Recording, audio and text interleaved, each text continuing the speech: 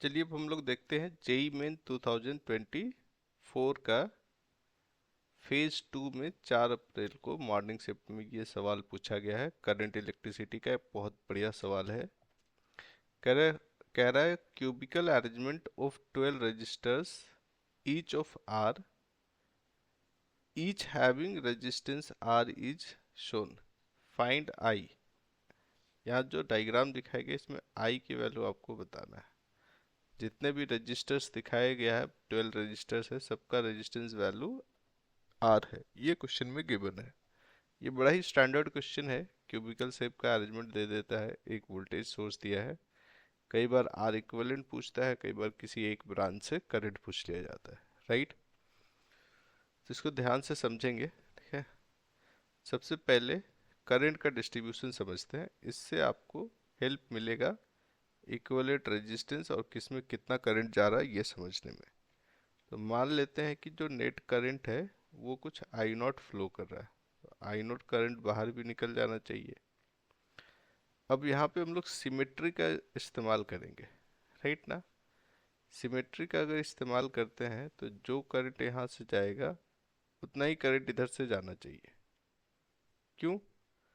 क्योंकि ये जो पाथ है ना वो एक जैसा है। ये I1 का पाथ हो गया, ये भी I1 का पाथ हो गया, और वैसा ही निकलते समय भी ये फॉलो करेगा, क्योंकि ये दोनों एंट्री पॉइंट और ये दोनों एग्जिट पॉइंट एंट्री पॉइंट के सिमेट्रिकल है। तो इधर से I1 और इधर से I1, ये क्या इंडिकेट कर रहा है कि I1 इधर से एंटर किया और यहाँ से I1 निकल गया, तो इसमें कोई करंट नहीं जा रहा अंदर वाले में। और वैसा ही कुछ यहाँ पे आपको दिखाई देगा, ठीक है। अब नीचे आते हैं। नीचे वाला जो ब्रांच है ना उसमें हम मान लेते हैं कि करंट आ रहा होगा I2, ठीक है। नीचे वाले में करंट होगा I2।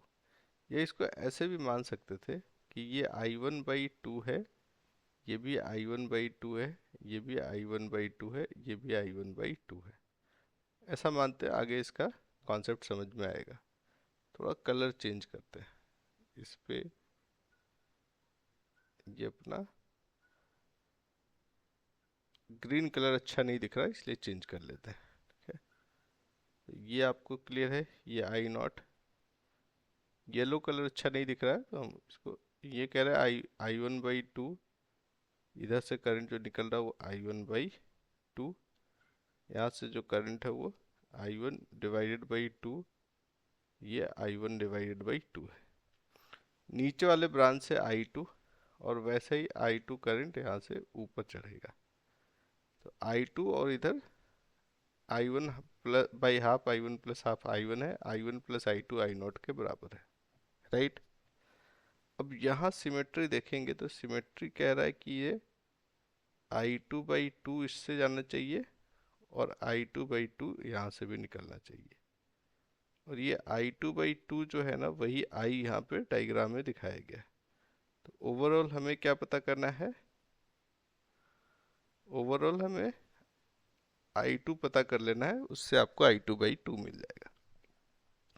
तो सबसे पहला काम ये करेंगे कि जिस ब्रांच में करंट नहीं जा रहा उसको हटा करके सर्किट डायग्राम को फिर से ड्रॉ कर लेते हैं। तो सर्किट डायग्राम आपको कुछ ऐसा दिखाई देगा। ये 4 रजिस्टर का सेट जो आपके सर्किट से, मेन सर्किट से I1 करंट ले रहा है। इसके नीचे 1, 2 और फिर इसके नीचे 4 रजिस्टर का सेट, ये 6 रजिस्टर मिलके I2 करंट ले रहा है, और इसके ऊपर हम लगाए हैं सोर्स, राइट। तो अब आप क्या ऐसा कह सकते हैं कि ये जो 4 रजिस्टर का सेट है R R R, इन सब का एक सिंगल रेजिस्टेंस वैल्यू ले ले, कितना हो जाएगा? R प्लस R, ये दोनों मिल करके, ये दोनों सीरीज में है तो ये 2R, ये दोनों नीचे वाला भी आपस में सीरीज में है तो ये भी 2R, राइट ना। और इसका अगर R इक्विवेलेंट देखें तो R इक्विवेलेंट क्या आएगा? 2R और 2R पैरेलल में है, टू आर का पैरेलल कॉम्बिनेशन आर होता है। इन चारों के बदले में जो रेजिस्टेंस आएगा इस चारों का इक्विवेलेंट वो आर होगा। वैसा ही कुछ कॉम्बिनेशन इन चारों का है। इन दोनों का सीरीज कॉम्बिनेशन कर दीजिएगा तो टू आर, इधर वाला भी टू आर का फिर फर्दर पैरेलल कॉम्बिनेशन कीजिएगा तो क्या मिल जाएगा, आर। यानी कि ये कुछ ऐसा है, आर, ये चारों का मिल करके आर, और इस इधर से एक आर है। ठीक है, सोर्स यहाँ पे कनेक्टेड है।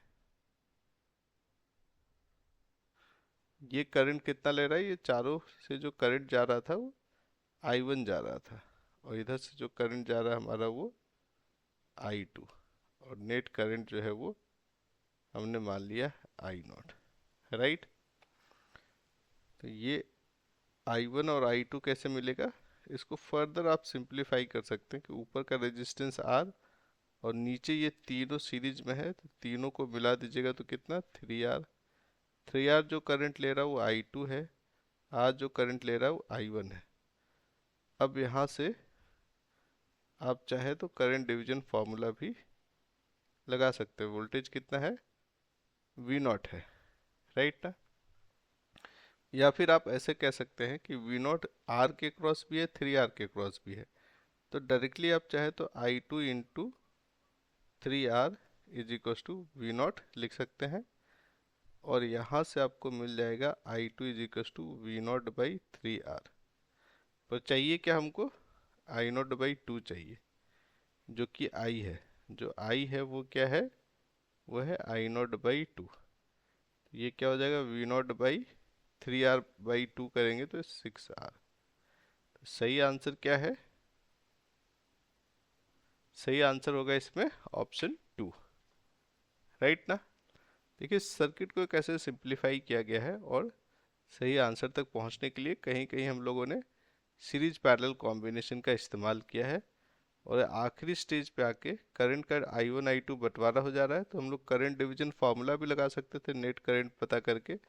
और क्योंकि ये पैरेलल कॉम्बिनेशन है तो पोटेंशियल डिफरेंस सेम होगा, तो ये V0 R के क्रॉस भी है, 3R के क्रॉस भी है। तो 3R के क्रॉस अगर पोटेंशियल डिफरेंस गिवन है तो हम डायरेक्ट I2 पता कर सकते हैं। इसी I2 का दो बंटवारा हुआ है, I2 बाई 2 इस ब्रांच में और I2 बाई 2 इधर वाले ब्रांच में। तो ये जो बंटवारा होके I2 बाई 2 आया है वही करंट I है और वही पूछा गया है। सही आंसर इसमें है ऑप्शन 2, V0 बाई 6R, बिल्कुल सही आंसर है।